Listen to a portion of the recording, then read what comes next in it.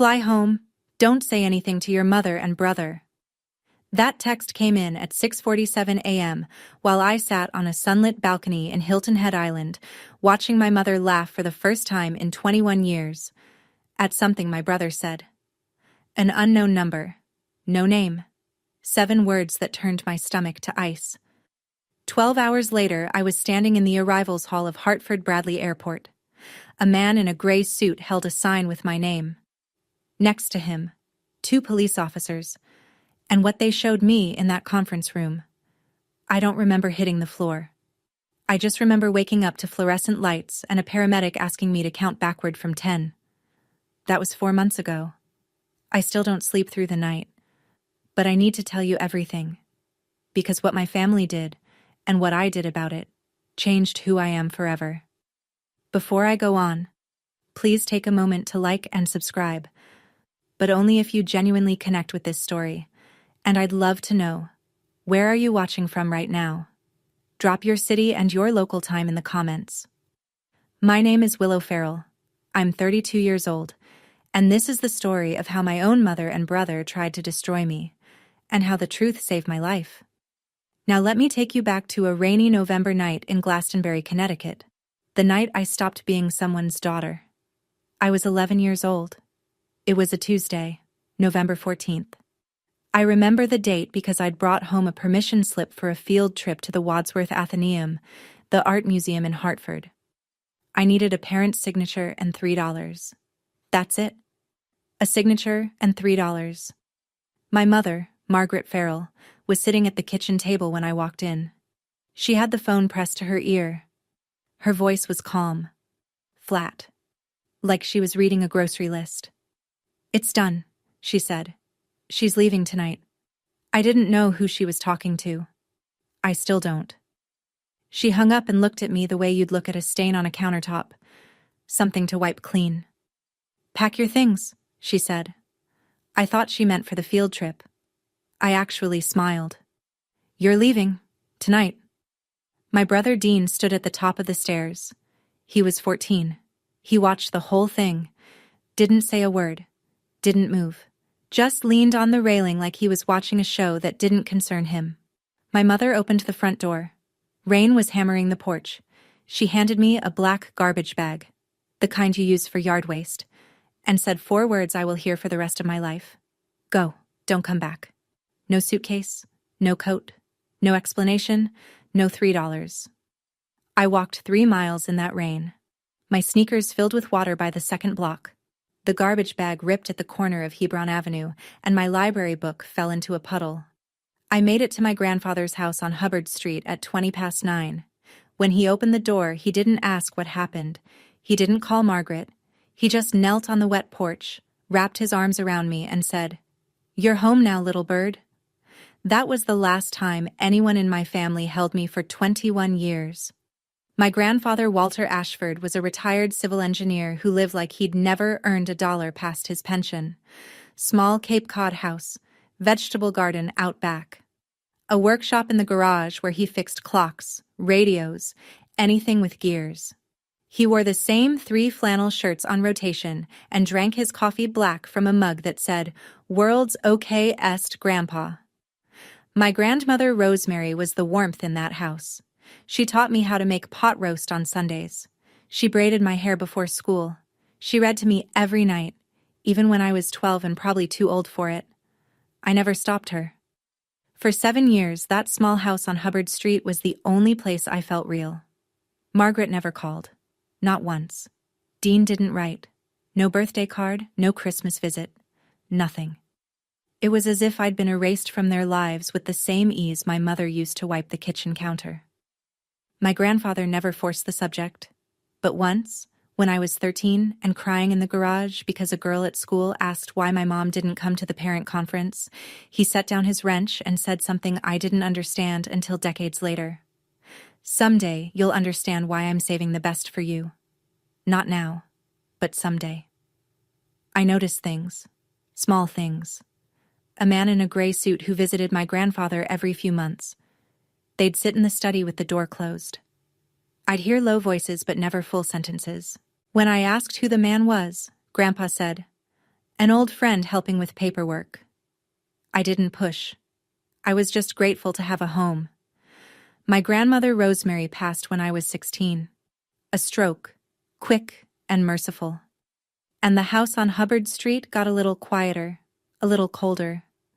But my grandfather kept going, for me, I think.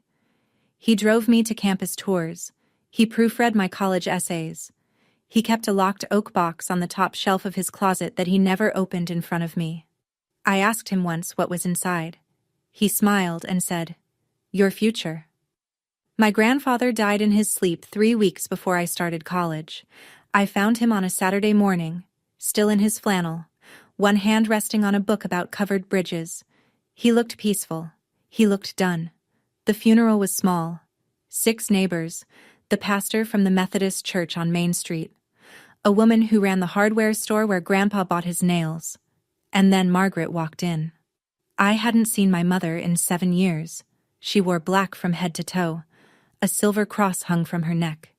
She moved through the church like a widow in a movie, touching pews, dabbing her eyes with a tissue, whispering, "Thank you," to strangers who offered condolences. She never looked at me. Not once.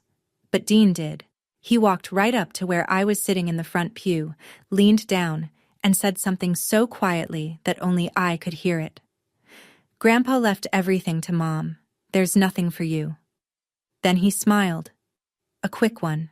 The kind that vanishes before anyone else sees it. After the service, a man approached me in the parking lot. Gray suit. I recognized him. The man who used to visit Grandpa's study. "Miss Farrell," he said. "My name is Thomas Mercer. I was your grandfather's attorney for 30 years. He held out a cream-colored envelope, sealed with wax. Old-fashioned, deliberate. "Your grandfather asked me to give you this when the time is right." He paused. "The time isn't now, but keep my card." I took the card. I took the envelope. I put both in my wallet and didn't touch them again. I rode the bus back to my dorm alone that night. No family left, no safety net.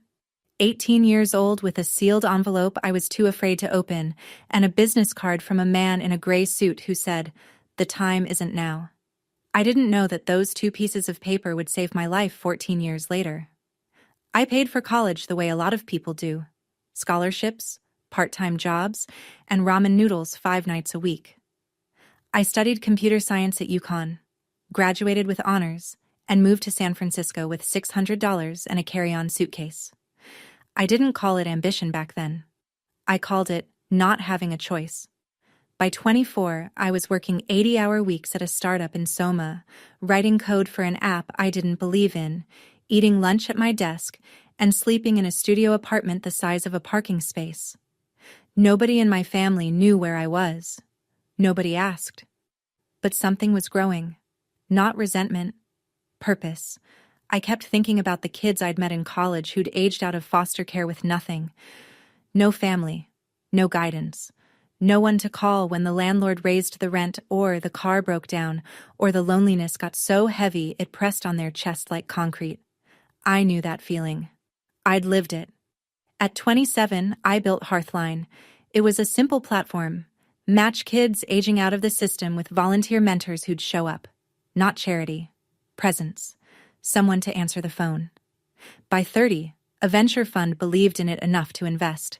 The company was valued at $47 million. On paper, I was wealthy. In practice, I was still the girl in sneakers walking 3 miles in the rain. My only real friend was Grace Kimball, a nurse I'd met at the UConn Library freshman year. She was from Brockton, Massachusetts. Direct, stubborn. The kind of person who'd tell you your haircut was terrible before asking how your day went. Grace knew everything about my past, and she had one rule about my family. "If they ever come back," she told me once over Thai food in the Mission, "it's not because they miss you, it's because they need something." I believed her. Mostly. But there's a difference between believing something in your head and believing it in the part of you that still keeps a garbage bag in the back of your closet, just in case. One night, years later, I found a line buried in my UConn financial aid records.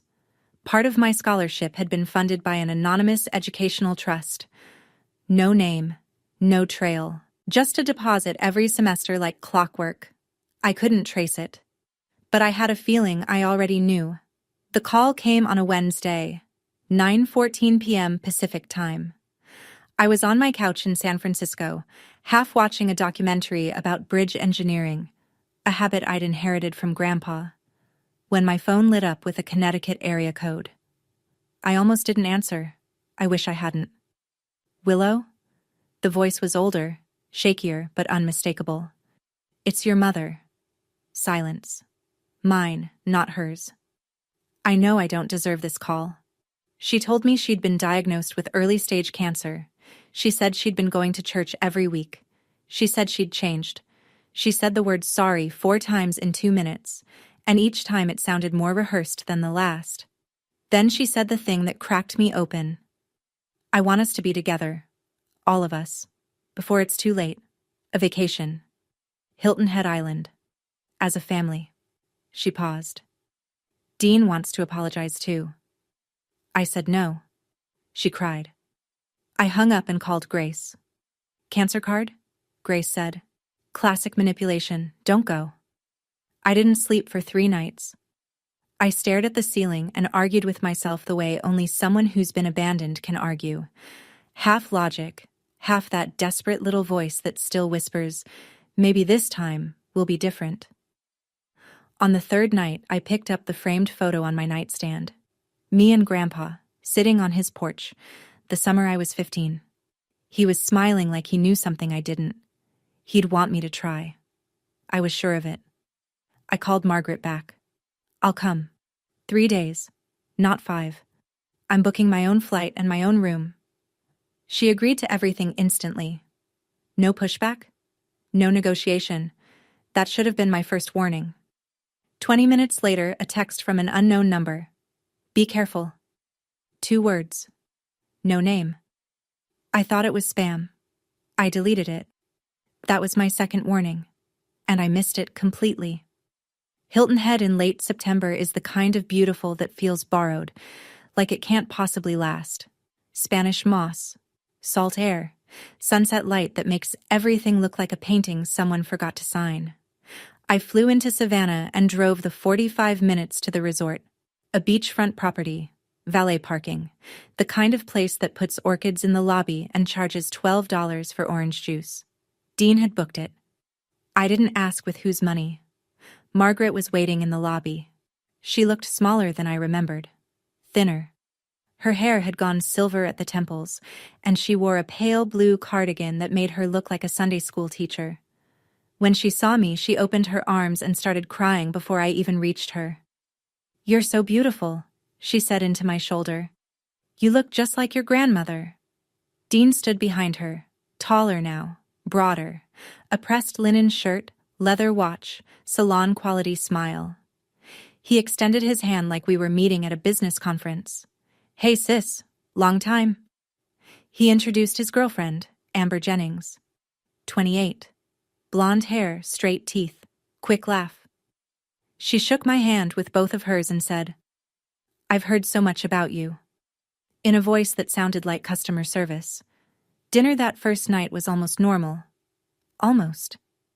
Margaret talked about her church group. Dean talked about his real estate career. Amber laughed at all of Dean's jokes. Nobody mentioned the 21 years, but I noticed things. Dean asked twice what I did for a living. Then he asked if I rented or owned. Then, are you comfortable? Financially, I mean. Families should take care of each other. I gave vague answers, smiled, ate my fish, and when I got back to my room, I checked my phone. A new text from that same unknown number. Did your brother ask about money yet? This time, I didn't delete it. I took a screenshot. The next morning, Margaret suggested family photos on the beach. Something to remember this by, she said. I agreed. What harm could photos do? Plenty, it turns out, when your mother uses them as a stage. She flagged down a resort employee to take the pictures, and while the young woman adjusted the angle, Margaret leaned in and said, loud enough for everyone nearby to hear, My daughter came back to me after years of running away. She's always been the stubborn one. Running away. As if I'd left by choice. As if I hadn't been pushed out a door at 11 with a trash bag in the rain. I didn't correct her. I stood there in the sand with my arm around a woman who'd rewritten my childhood for an audience of strangers, and I smiled for the camera. Dropped half an octave. Look, I'll be dropped half an octave. Look, I'll be honest. I've hit some rough patches, a few debts, nothing major. He shrugged like a man describing a parking ticket. Have you ever thought about investing together, as siblings? I'm not in a position to invest, I said.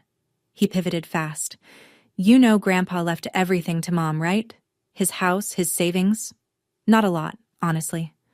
He was watching my face, testing. I didn't know the details, I said. Which was true.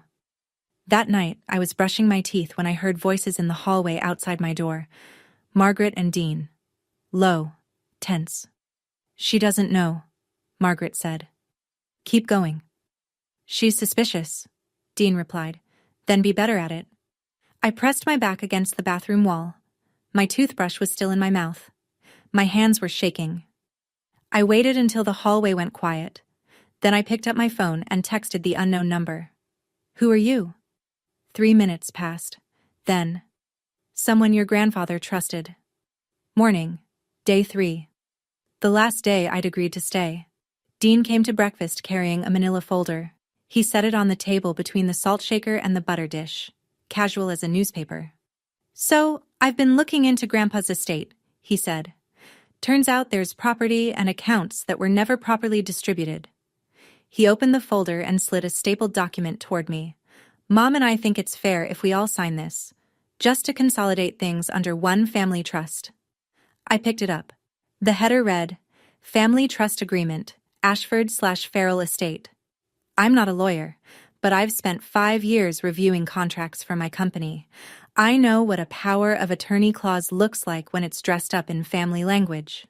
And this document was handing Dean full control over every asset tied to the Ashford name. I need time to read this properly, I said. It's just a formality. Dean leaned back. Mom already signed. Margaret pulled my hand back. I said I need time. Pulled my hand back. I said I need time. Dean's jaw tightened. Amber glanced at him, then looked down at her phone. Back in my room, I photographed every page and sent the images to my attorney in San Francisco.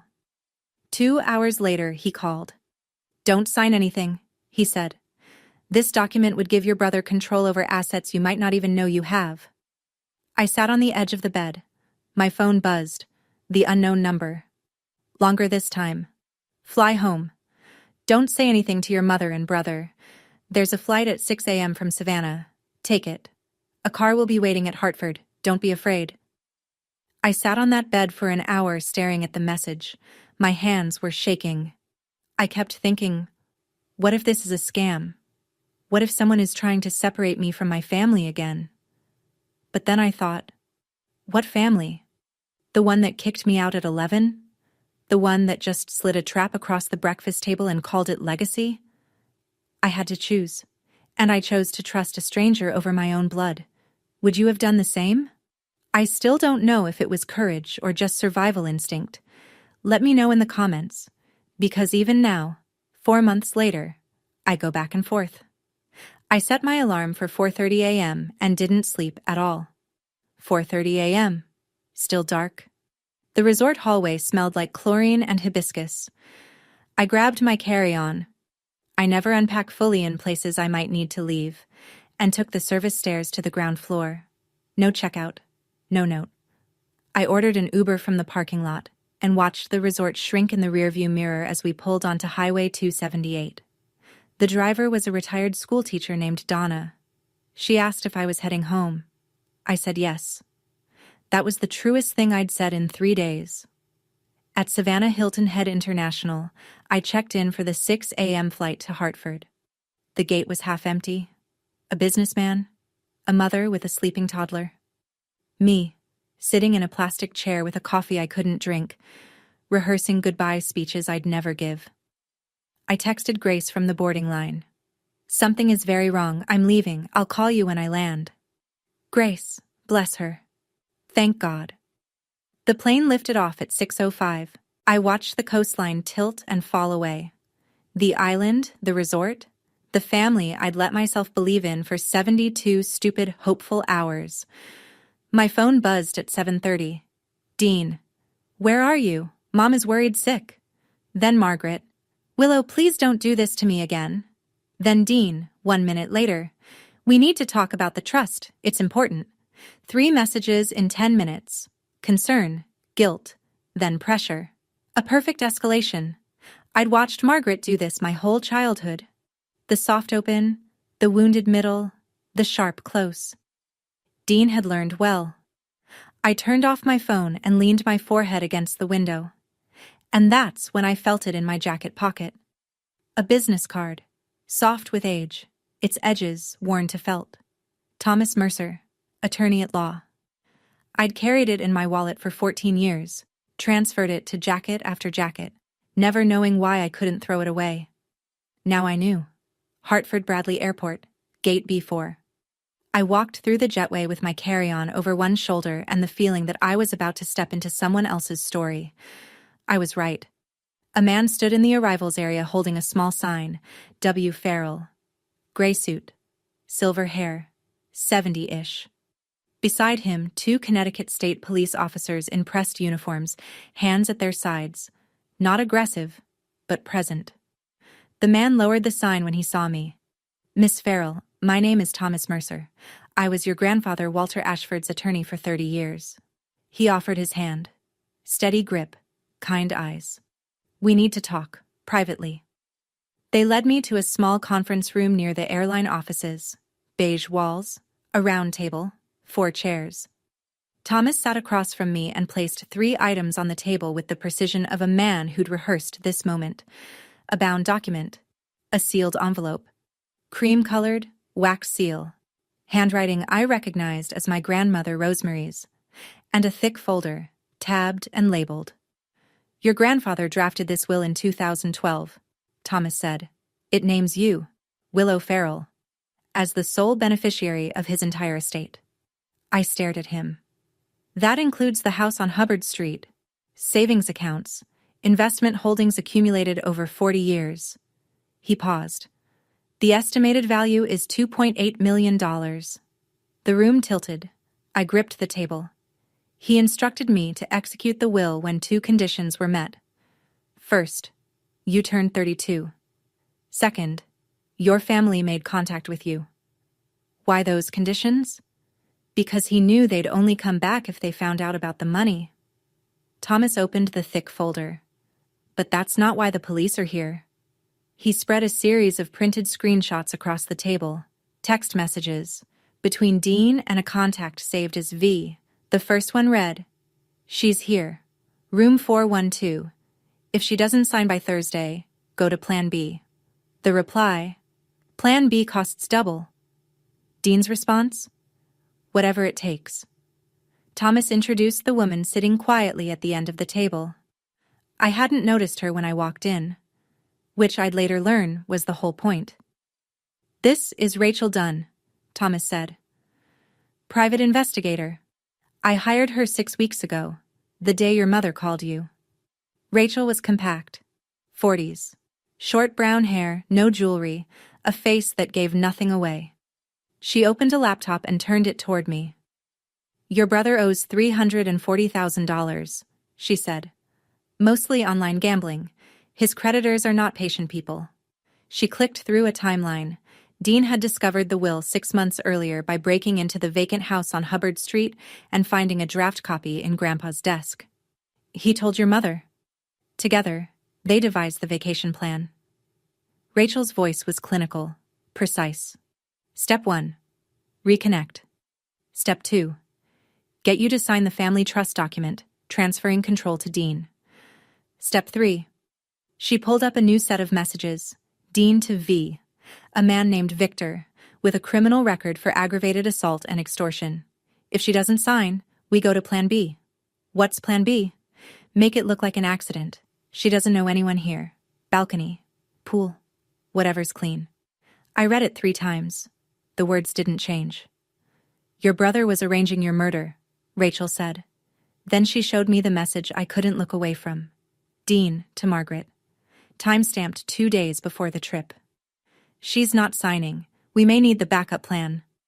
Margaret's reply. Do what you have to do. Just keep me out of it. My own mother. 8 words. No hesitation. I stood up. I said, Excuse me. I walked to the restroom at the end of the hall. I locked the door. And I cried in a way I hadn't cried since I was 11, standing in the rain with a garbage bag. My whole body convulsed. The fluorescent light buzzed above me like a hive. When I came back to the table, my eyes were swollen and my voice was raw, but I was done falling apart. What do we do now? I said. Thomas began explaining the next steps. Legal filings, coordination with law enforcement, protective measures. He was halfway through a sentence about a restraining order when the room narrowed to a pinpoint and the floor rushed up to meet me. I woke on my back. A paramedic was kneeling beside me, pressing 2 fingers to my wrist. You're okay, he said. Your blood pressure dropped. Can you count backward from 10? I counted. I stared at the ceiling tiles. I thought about Grandpa opening the door in the rain, kneeling on the wet porch, not asking questions. He knew this would happen. Maybe not the details. Not Victor, not the balcony, not the pool. But he knew the shape of it. He knew what Margaret and Dean were capable of, and he spent his last years building a wall between them and me. Thomas sat in the chair beside me, patient as a clock. He handed me a paper cup of water. Take your time, he said. But don't take too long. Your brother doesn't know you've left yet. I sat up, drank the water, steadied my voice. I don't want revenge, I said. I want the truth on the table. All of it. Thomas nodded like he'd been waiting for exactly those words. Then he reached into his briefcase and set down the sealed envelope.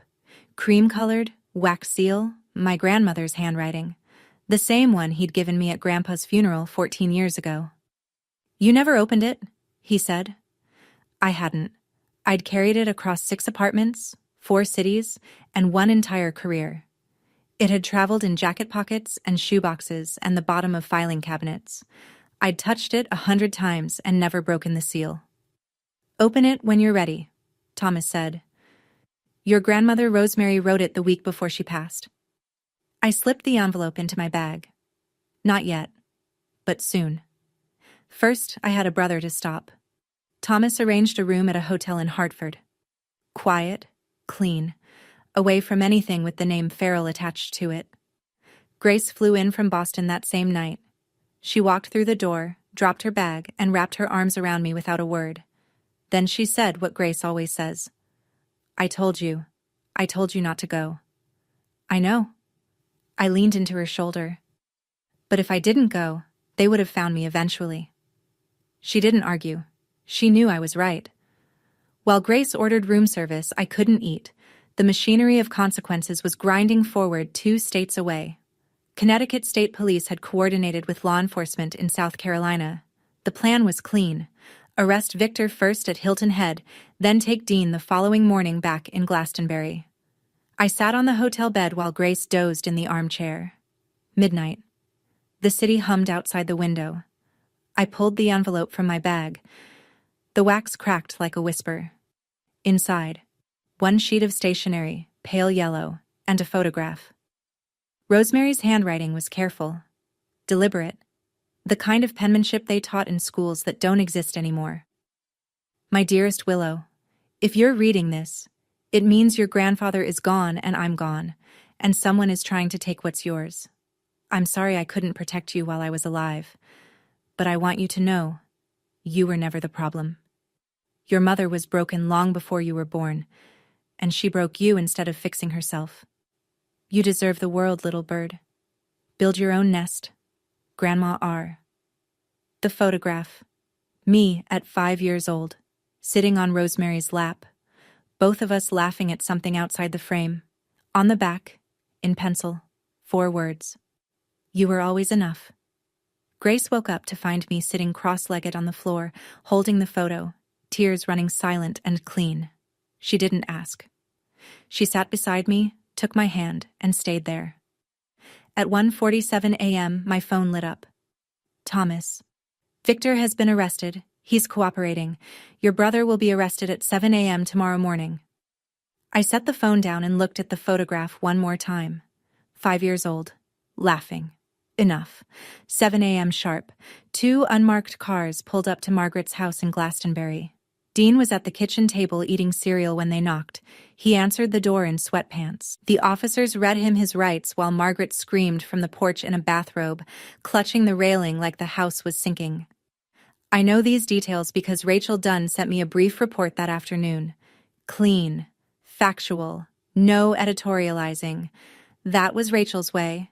Margaret's call came 40 minutes after the arrest. "What have you done?" She was hyperventilating. "They took your brother. He didn't do anything. He hired someone to kill me, Mom." Silence, long enough to hear a clock ticking somewhere in her house. "That's ridiculous. Dean would never. You're making this up to get back at us. The police have the messages, all of them." I let that settle. "Including yours." "What messages?" I read it from the screenshot on my phone, word for word. "Do what you have to do, just keep me out of it. That was you." 10 seconds of nothing, then quieter. "That was about the trust documents, not about hurting you." "That's for the judge to decide." I hung up, set the phone face down on the nightstand, didn't pick it up again for 6 hours. Over the next few days, the pieces sorted themselves. Dean was held without bail. The nature of the charge, plus Victor's cooperation, made him a flight risk. Amber Jennings vanished. Checked out of the resort the morning of Dean's arrest, canceled her phone number, left no forwarding address. Thomas called that evening. "We need to move on the inheritance claim. Your grandfather's property in Glastonbury has been sitting empty for 14 years. He paused. He left instructions about what to do with it. Margaret, meanwhile, had already hired an attorney. Within 24 hours, her lawyer filed a motion to invalidate the will, claiming Grandpa Walter had lacked testamentary capacity when he signed it. The fight for the truth was just beginning. Margaret had always been better at narrative than truth. Within 48 hours of Dean's arrest, she transformed herself from complicit mother into grieving victim. She posted on her church group's Facebook page, the one with 900 members and a shared prayer list. "My daughter is trying to steal her grandfather's inheritance and put my innocent son in jail. Please pray for our family." It worked. My phone started ringing. Numbers I hadn't seen in 20 years. Some callers were polite, cautious even. Others were not. A woman from Margaret's Bible study left a voicemail calling me ungrateful. A man whose name I didn't recognize said I should be ashamed of what I was doing to my poor mother. I didn't respond to any of them. There was no point in fighting a story that had been running for 21 years. But then a call came from someone I didn't expect. "Willow? This is Patricia Boyd. I lived 3 houses down from your mother on Sunset Terrace." I remembered her. Barely. A tall woman with garden gloves who waved from her driveway. "Your mother told everyone you ran away at 11 because you were a troubled kid," Mrs. Boyd said. Her voice was steady but thin. "I believed her for 20 years. She paused. "But last week I saw the police report." "What police report?" "The night you left. A neighbor, me, actually, called the police because I saw a child walking alone in the rain carrying a garbage bag. An officer went to your mother's house. She told him you'd gone to stay with relatives voluntarily. They closed the case." A police report. Filed the night I was thrown out. Margaret had lied to the officer's face and the case had simply disappeared. I didn't know about any of it. "I'm calling because I owe you an apology," Mrs. Boyd said. "I should have followed up. I should have looked harder. I didn't." Thomas later confirmed. Grandpa Walter had kept a copy of that police report. It was in the file alongside the will. He'd known about it from the beginning. And then Thomas told me something that broke me open all over again. "Your grandfather tried to get legal custody of you, multiple times. Margaret threatened to accuse him of abuse if he didn't back off. He chose to protect you from the shadows instead. My grandfather had fought for me, and my mother had used a lie like a loaded gun to stop him. I didn't fight back on social media. I didn't post a rebuttal. I didn't call Margaret's church friends to plead my case. Instead, I did what Grandpa taught me. I built something. Thomas filed the petition to validate the will with the Hartford Probate Court. The hearing was set for 2 weeks out. Margaret's attorney had already submitted the diminished capacity argument, claiming Grandpa Walter was mentally unfit when he signed. It was a common tactic, Thomas said, and almost always a losing one when the signer had a clean psychiatric evaluation on file, which Grandpa Walter did, dated 2 weeks before the will was signed, conducted by Dr. Alan Fielding, a board-certified psychiatrist still practicing in New Haven. Full competency confirmed. But Thomas had more. He arrived at the hotel one afternoon carrying a wooden box. Oak. Old. Brass latch. I recognized it instantly. The box from Grandpa's top shelf. The one he never opened in front of me. Your grandfather's house has been sealed since his death, Thomas said. This was in the master closet. He left instructions that I should give it to you when the legal process began. I opened it. Inside, 7 leather-bound notebooks. Grandpa Walter's handwriting. A diary spanning 7 years. From the year I moved in to the year he died. I opened the first one at random. March 2009. Called Margaret again. She said Willow is better off without this family. Maybe she's right, but not in the way Margaret means it. He'd documented everything, every phone call to Margaret, every refusal, every legal attempt to bring me home, every quiet act of protection that I never knew about. Your grandfather didn't just plan for your future, Thomas said, adjusting his glasses. He documented the past. He knew this fight was coming. I called Mrs. Boyd that evening. Would you be willing to testify? I asked. About what you saw that night? About Margaret telling the police I'd gone to stay with relatives? Yes, she said, without hesitation. I should have done it 21 years ago. Meanwhile, Grace helped me connect with a nonprofit organization that specialized in transitional housing for youth aging out of foster care. Grandpa's house on Hubbard Street had been empty for 14 years. His will included a specific note about the property. Not a clause, not a condition. Just a line in the margins of his own handwriting. For the children who need a door opened. I was starting to see the full picture now. My grandfather hadn't just saved me. He'd designed a blueprint for what came next. He just didn't live long enough to hand me the key himself. 3 days before the hearing, Dean's defense attorney reached out to Thomas with an offer. Dean would plead guilty to criminal solicitation, a lesser charge, in exchange for Willow not pursuing civil damages. Thomas relayed the message over the phone. I don't want his money, I said. I want him to face what he did. That same afternoon, Margaret called. Not crying this time. No church voice. No trembling hands you could hear through the speaker. This Margaret was the one I remembered from childhood. The real one. Cold. Measured. Stripped of performance. Drop the charges, she said.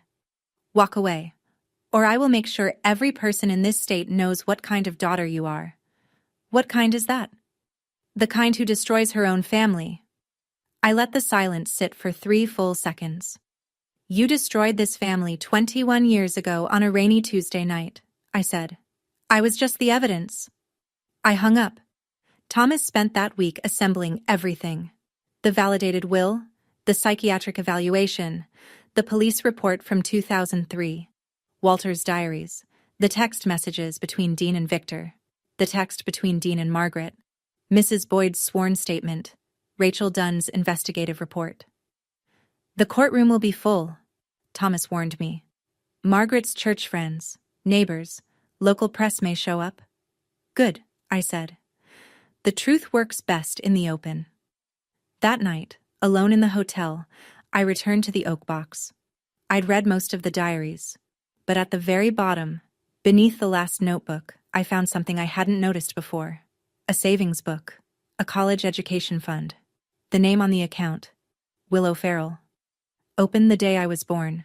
The final entry was a deposit dated 3 months before Grandpa died, and on the last page, in his careful engineer's handwriting, for the nest you'll build yourself.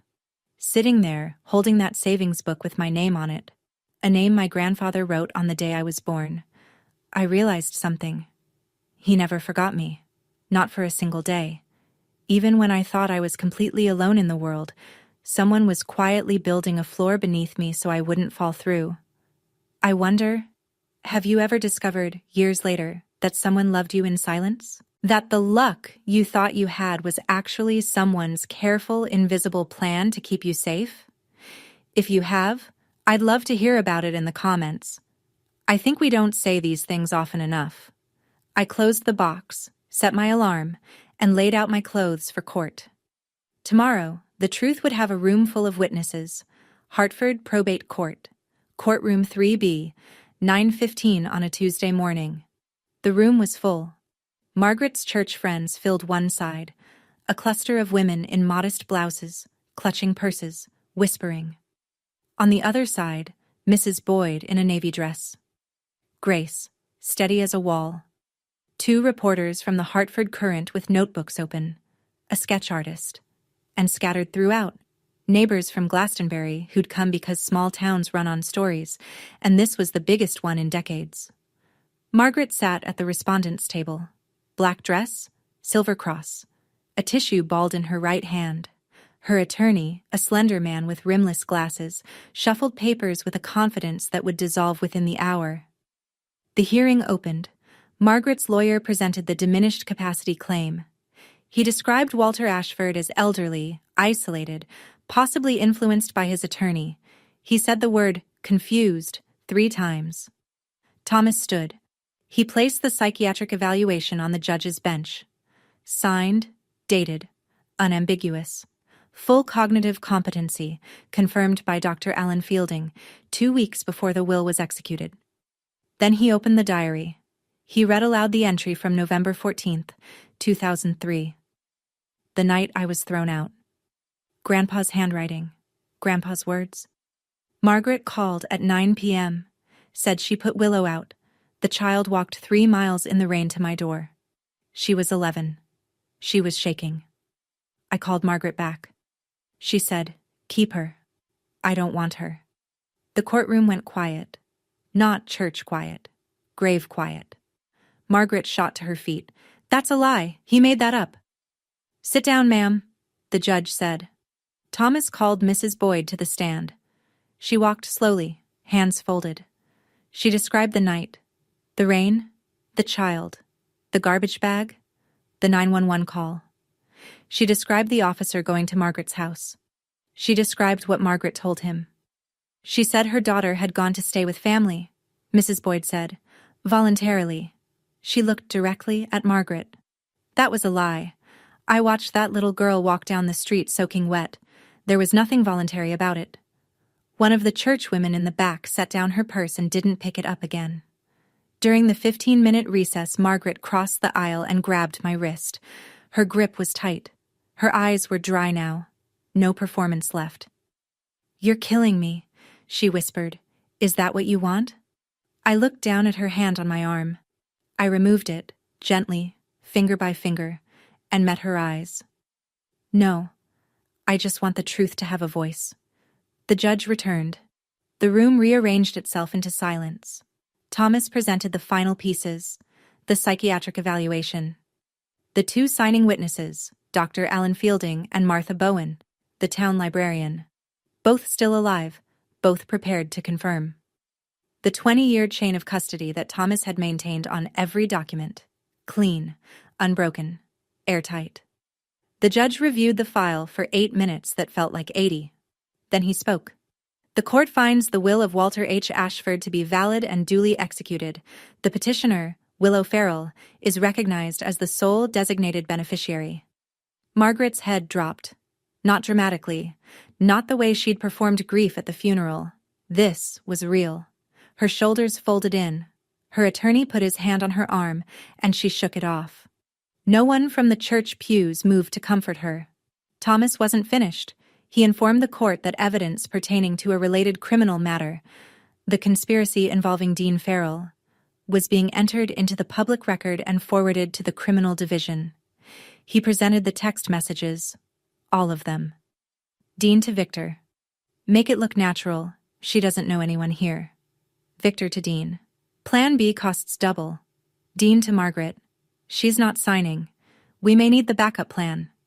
And Margaret, in 8 words that echoed through that courtroom like a gunshot. Do what you have to do.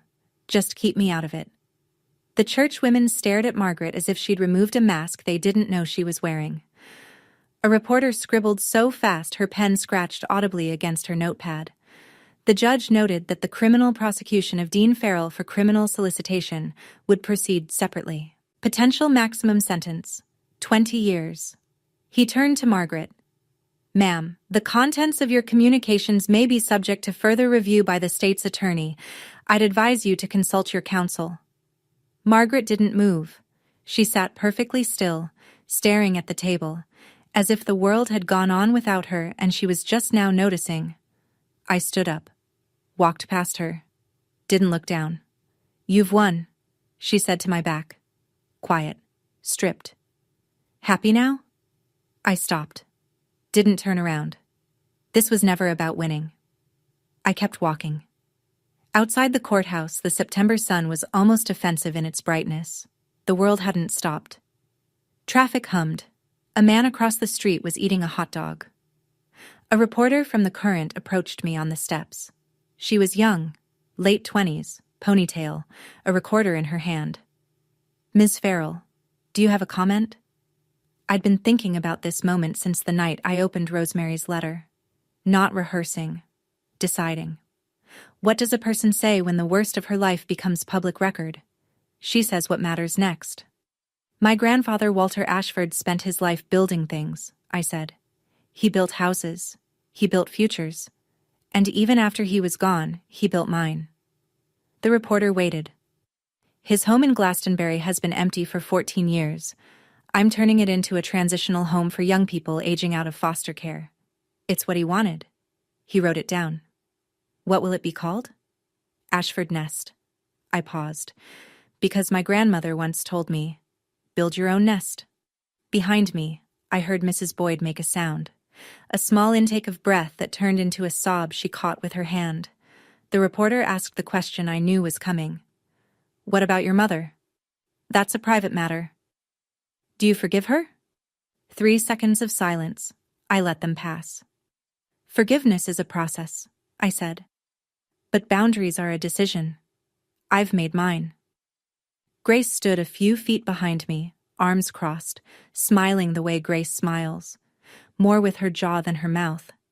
She nodded once. Thomas shook my hand on the bottom step. Your grandfather would be proud. I know, I said. As the reporter walked away, Mrs. Boyd touched my arm. I want to volunteer at Ashford Nest, she said. Her eyes were red. I owe you 21 years. Then she added quietly, there are 3 other neighbors who saw things back then. We were all too scared of your mother to speak up. She straightened her shoulders. Not anymore. 1 week after the hearing, Margaret requested a meeting. She went through Thomas. I'd blocked her number the day of the trial. I agreed. Public place, neutral ground, a coffee shop on Main Street in Glastonbury called Bean and Spoke. Grace came along and sat 1 table over, pretending to read a magazine she was holding upside down. Margaret arrived without makeup. No cross necklace, no costume. She looked like a woman who'd been awake for a week, which she probably had. She'd aged 10 years in 7 days. She sat across from me and folded her hands. I'm sorry, she said. For which part? She blinked. For all of it. That's not specific enough for me to accept. Margaret started to cry, quietly this time. No audience, no performance. I watched her face and tried to tell the difference between real tears and muscle memory. I couldn't. And for the first time in my life, I realized it didn't matter. I'm not going to press charges against you separately, I said. That's not mercy. It's just not worth my energy. But here's what's going to happen. She looked up. You will not contact me. You will not visit Ashford Nest. You will not speak about me publicly. If you do, Thomas has everything he needs to pursue conspiracy charges. I kept my voice flat, steady, the way you'd read the terms of a lease. This isn't a negotiation. I'm your mother, she said. You were, I said. You chose not to be, and I've accepted that. I stood. placed $8 on the table, my coffee and hers, picked up my jacket. Willow. I walked to the door. I didn't look back. Outside, the October air hit my face like cold water. Grace caught up with me on the sidewalk. You okay? No, I said, but I will be. We walked to the car in silence. Behind us, through the window of Bean and Spoke, Margaret Farrell sat alone at a table for two, both coffees untouched, staring at nothing. The criminal trial came 3 months later. Dean's attorney advised him to take the plea. The evidence was a mountain, and Victor, the man Dean had hired, was cooperating fully in exchange for a reduced sentence. There was no angle left to play. Dean pleaded guilty to criminal solicitation. The judge sentenced him to 8 years, eligible for parole after 5. Victor received 12. I was in the courtroom when Dean stood for sentencing. He wore a county-issued jumpsuit and the kind of expression I'd seen on men in documentaries. Not remorse, just the slow dawning recognition that their story wasn't going to end the way they planned. Before the bailiff let him out, Dean turned toward me. I thought, for one heartbeat, that he might apologize, that he might say something human. I just needed the money, he said. That was it.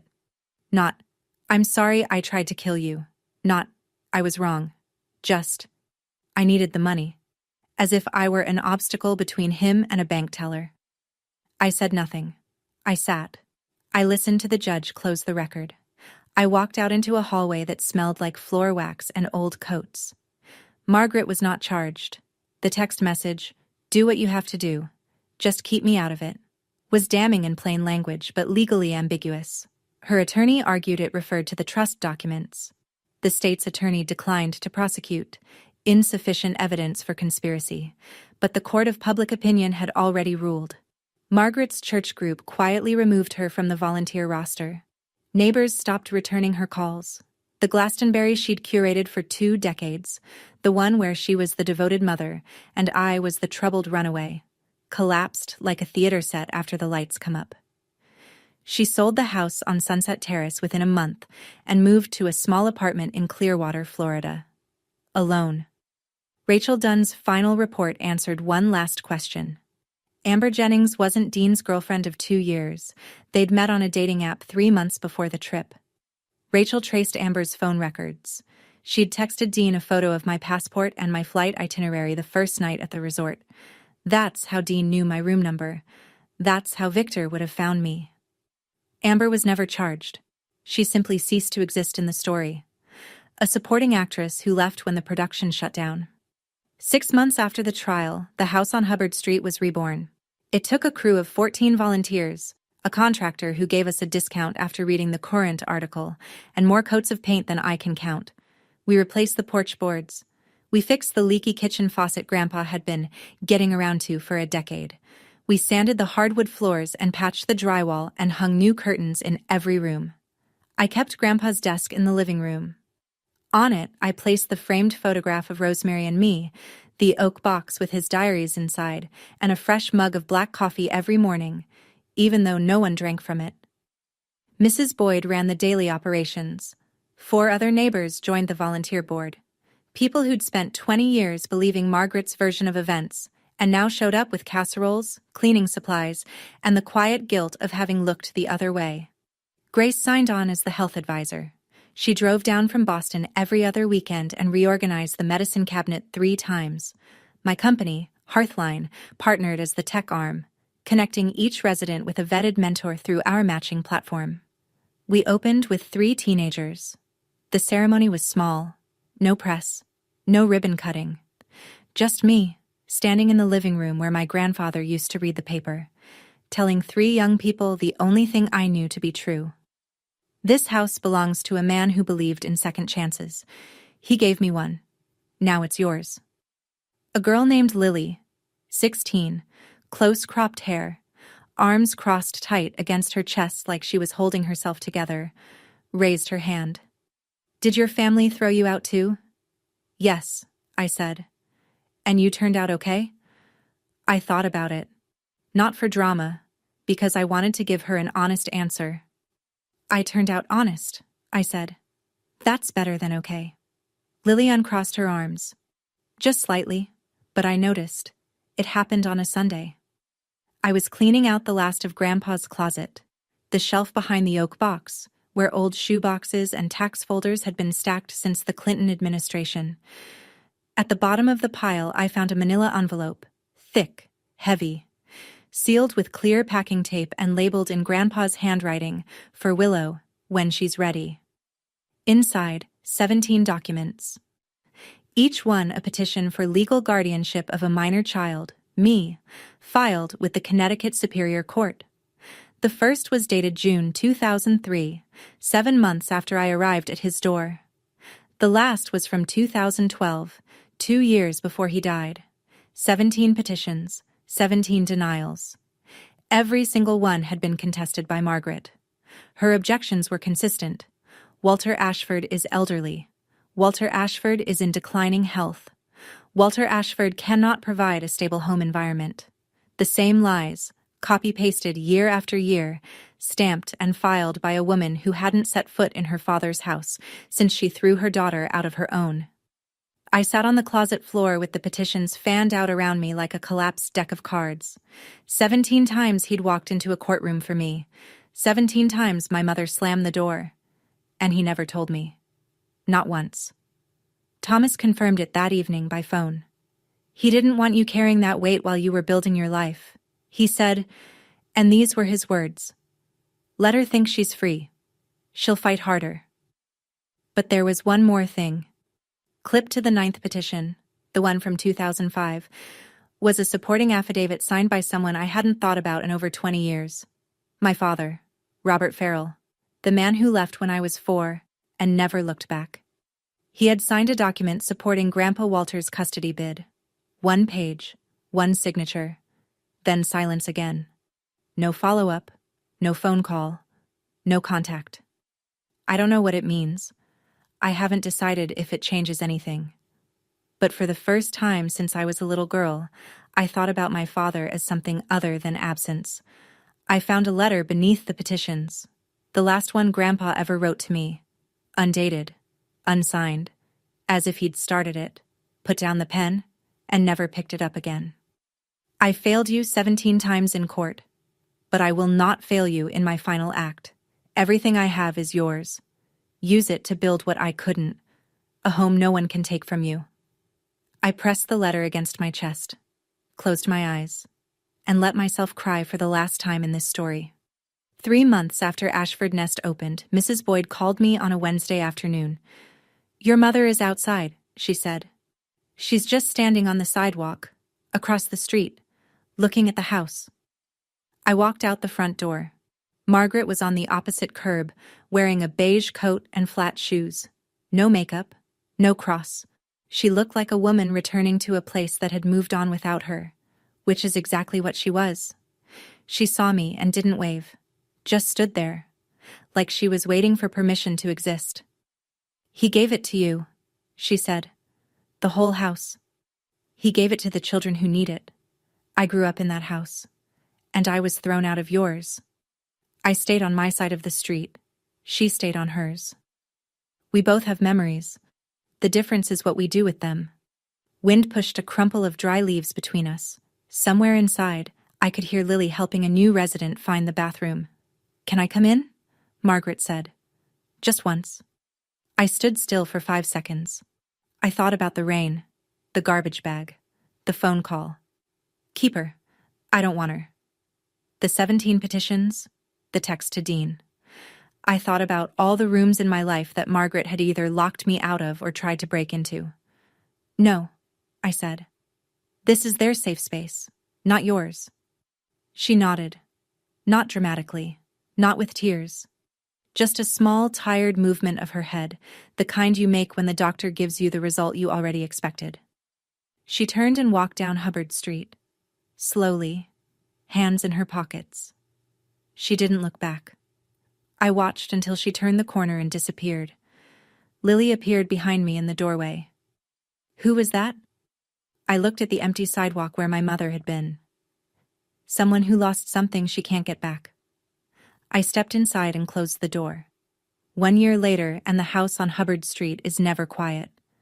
There's always someone microwaving leftovers at odd hours, someone playing music too loud in the upstairs bedroom, someone sitting at the kitchen table with a textbook open and a look on their face that says, I might actually pull this off. It's not tidy. It's not cinematic. It's the kind of beautiful that comes with scuff marks on the baseboards and a chore wheel that nobody follows perfectly. 14 teens have passed through Ashford Nest. 6 have moved into their own apartments. 2 are in community college. 1 got a full scholarship to Central Connecticut State. The others are still here, still figuring it out, still learning that a safe place doesn't mean a perfect place. Hearthline crossed 3,000 mentor matches last quarter. I split my time between San Francisco and Glastonbury. 2 coasts, 2 lives, 1 purpose. I started therapy in the spring. I know, the woman who built a $47 million company from a dorm room couldn't figure out she needed a therapist. But I'd spent 20 years treating resilience like a replacement for healing. My therapist, a calm woman named Dr. Tran who drinks herbal tea and never lets me deflect, helped me understand that surviving isn't the same as being okay.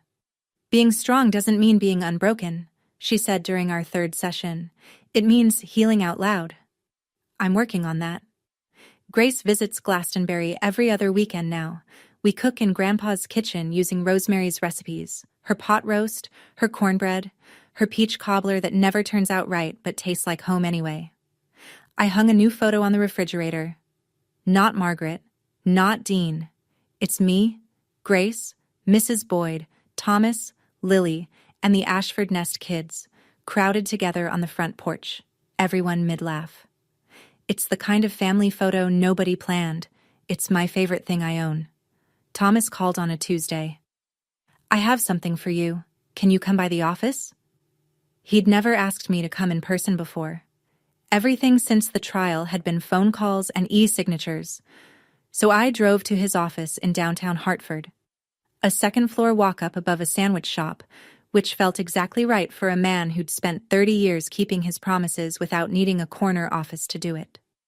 He was standing by the window when I walked in. On his desk, a single envelope, cream-colored. No wax seal this time. Just my name in Grandpa's handwriting, slightly more unsteady than the last letter I'd read. Your grandfather left one final letter, Thomas said. He gave strict instructions. Deliver it exactly 1 year after the will was confirmed in court. He paused. Today is that day. I sat down. I opened it. Dear little bird, if Thomas gave you this letter, it means you survived. I knew you would. I'm sorry I couldn't be there to see it. I'm sorry I couldn't fight louder.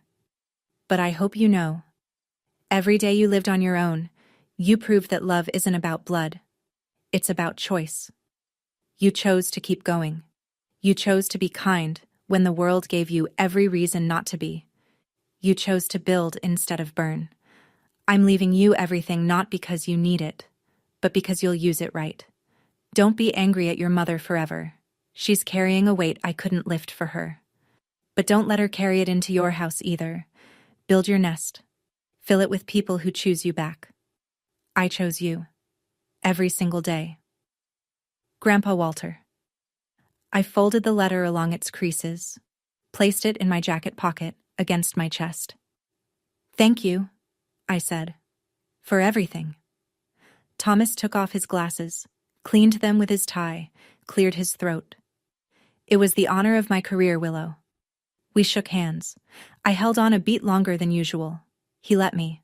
I walked down the stairs, past the sandwich shop, into the afternoon light, carrying a letter from a man who'd chosen me every single day, even the days I didn't know I needed choosing. That evening, Ashford Nest. Dinner was spaghetti. Overcooked, underseasoned, made by a 17-year-old named Marcus who swore he followed the recipe. Nobody complained. 2 kids argued about basketball. Lily stole garlic bread off someone's plate. Mrs. Boyd told everyone to use napkins. After cleanup, Lily found me in the hallway with her laptop. Can you help me with my college essay? What's your topic? She shrugged, looked at the floor, then at me. The people who saved me. I sat on the bench beside her. Write about the person who saved yourself. That's a better essay. She didn't say anything for a second. Then she opened the laptop and started typing. Later, I sat on the front porch. Grandpa's porch. The same spot where he used to drink black coffee from his world's okayest grandpa mug and wave at Mrs. Boyd across the street. I looked down Hubbard Street, the same road I'd walked in the rain 21 years ago, trash bag over my shoulder, sneakers full of water. The same road Margaret had walked down 3 months ago, hands in her pockets, not looking back. The same road Grandpa had carried me in from the night I arrived at his door. The road hadn't changed, but I had. I pulled out my phone, the photo of Rosemary and me, 5 years old, laughing, always laughing. On the back, in pencil, "You were always enough." I put the phone away, leaned back, breathed in the cold Glastonbury air. Above me, the stars did what they always do, showed up without being asked. That's my story. It's not pretty. It's not tied with a ribbon. My brother is in prison. My mother lives alone in Florida. I don't hate either of them, but I don't open my door for them either. Here's what I learned. And I'm not saying this as advice. I'm saying it as someone who walked 3 miles in the rain at 11 years old and spent the next 2 decades trying to understand why. You don't owe loyalty to people who confuse control with love. You don't owe forgiveness on someone else's timeline. And you absolutely don't owe your silence to protect people who wouldn't protect you. If you're in a family that makes you feel small, that makes you question whether you're worth the trouble of keeping. Let me say this as clearly as I can. Leaving is not betrayal. Boundaries are not cruelty. And building a life they didn't plan for you is not revenge. It's survival. My grandfather knocked on the same door 17 times for me. 17 petitions. 17 refusals. He never stopped. If no one has knocked on yours yet, consider this my knock. Build your nest. Thank you for staying until the end. If this story touched something real in you, hit the like button and share it with someone who needs to hear it today. If you have your own story about setting boundaries with family, about walking away and finding out it was actually walking toward something, the comments are yours. I read every single one. And if you want another story about someone who refused to stay small, check the link in the description. I think you'll see yourself in it. Subscribe, and I'll see you in the next one.